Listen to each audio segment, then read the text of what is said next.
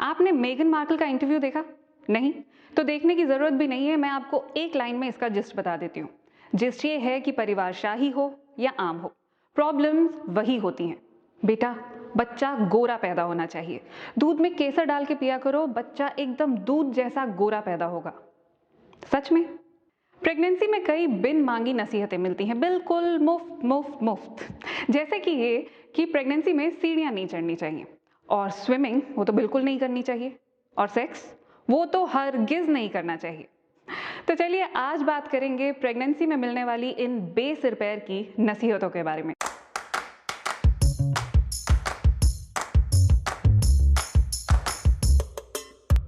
हमारा शरीर अरबों छोटे छोटे छोटे छोटे सेल से मिलकर बना है। बैटरी वाले सेल्स नहीं, कोशिकाएं। ये कोशिकाएं आपस में मिलकर टिश्यू बनाती हैं। टिश्यू यानी ऊतक।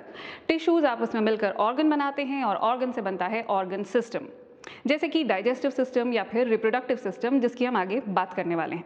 तो फिर से लौटते हैं सेल्स की तरफ। क्या आप जानते हैं कि इंसानी शरीर में सबसे छोटा और सबसे बड़ा सेल कौन सा होता है?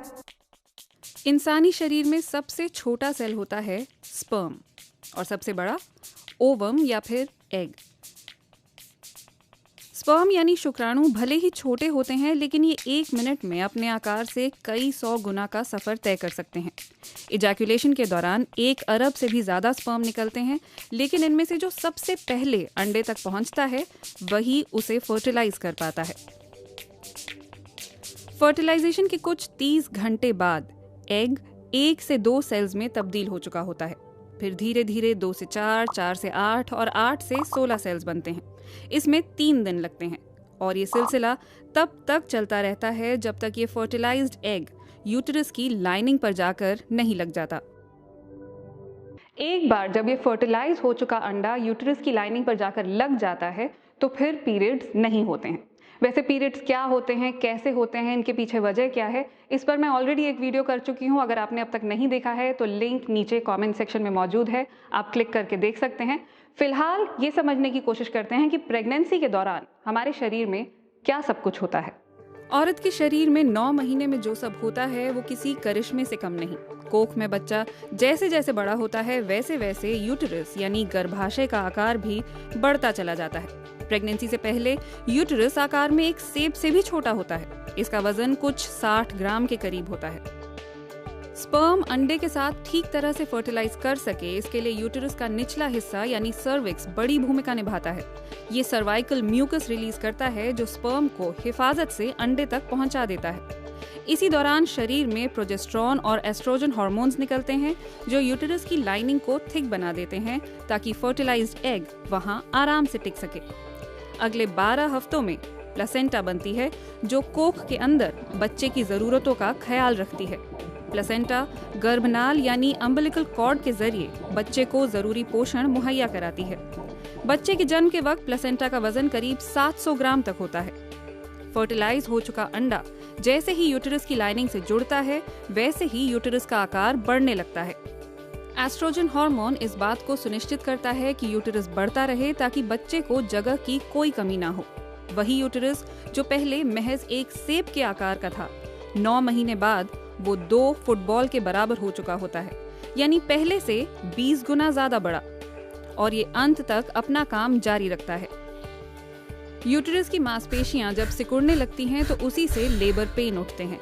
इसे कॉन्ट्रैक्शन कहा जाता है, और इस कॉन्ट्रैक्शन के कारण ही बच्चा आराम से बाहर आ पाता है। जन्म के बाद यूटेरस को अपने असली आकार तक लौटने में 6 हफ्ते तक का वक्त लगता है। ये हर दिन 1 सेंटीमीटर तक सिकुड़ती है, और इन 6 हफ्तों के दौरान लगातार ब्लीडिंग होती रहती है। यानी आपका शरीर जो है वो प्रेगनेंसी खत्म होने के बाद भी लगातार काम पर लगा रहता है। इसीलिए ज़रूरी होता है कि प्रेगनेंसी के दौरान और डिलीवरी के बाद भी अपना पूरा ध्यान रखा जाए। लेकिन ध्यान रखने का मतलब ये नहीं है कि आप चलना फिरना ही बंद कर देंगी। प्रेगनेंसी के पहले 12 हफ्ते सबसे अहम होते हैं। जैसा कि आपने कुछ देर पहले भी देखा, इस दौरान सेल्स मल्टीप्लाई कर रहे होते हैं। अभी इन्होंने बच्चे का आकार नहीं लिया होता है, और 80% मिसकैरेज इन पहले 3 महीनों में ही होते हैं। इसलिए कहा जाता है कि संभल कर चलो, ज़्यादा दौड़ भाग मत करो।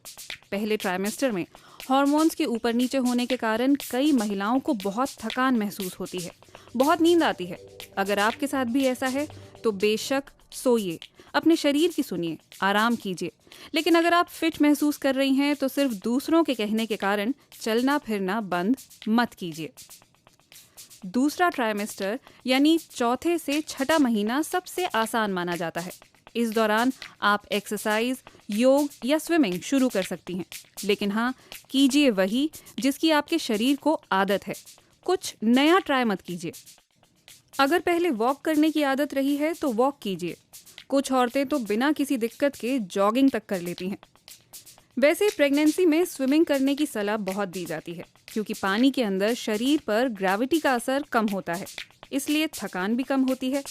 और स्विमिंग को तो आप 40वें हफ्ते तक भी जारी रख सकती हैं। आप फिट रहेंगी तो बच्चा भी फिट रहेगा।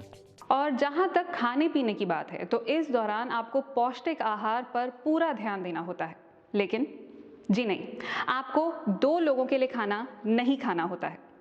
बच्चा जब पैदा होता है तो उसका पेट एक मटर के दाने जितना होता है।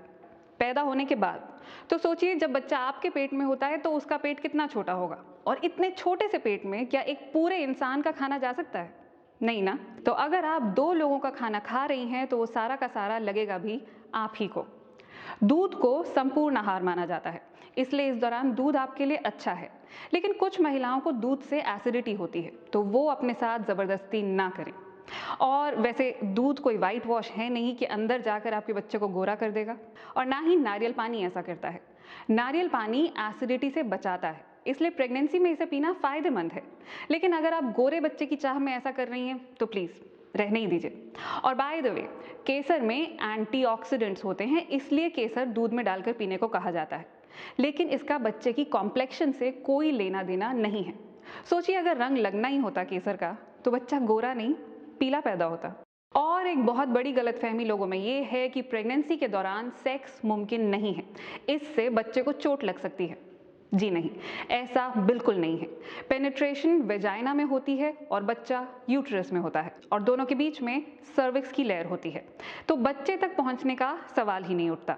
हाँ, अगर आपकी प्रेगनेंसी में कॉम्प्लिकेशंस हैं और डॉक्टर ने आपको ऐसा करने से मना किया है तो डॉक्टर की बात ज़रूर सुने। प्रेगनेंसी में 2 लोगों की बातें ज़रूर सुने, अपने शरीर की और अपने डॉक्टर की। बाकी जितने मुंह उतनी नसीहतें, और हर नसीहत को सुनना ज़रूरी नहीं है। आज का वीडियो आपको पसंद आया हो तो इसे लाइक, शेयर और हमें सब्सक्राइब करना बिल्कुल मत भूलिए। अगले हफ्ते एक बार फिर होगी आपसे मुलाकात एक ऐसे ही मुद्दे के साथ जिस पर या तो लोग बात नहीं करते हैं, और अगर करते भी हैं तो दबी हुई सी आवाज़ में। नमस्कार।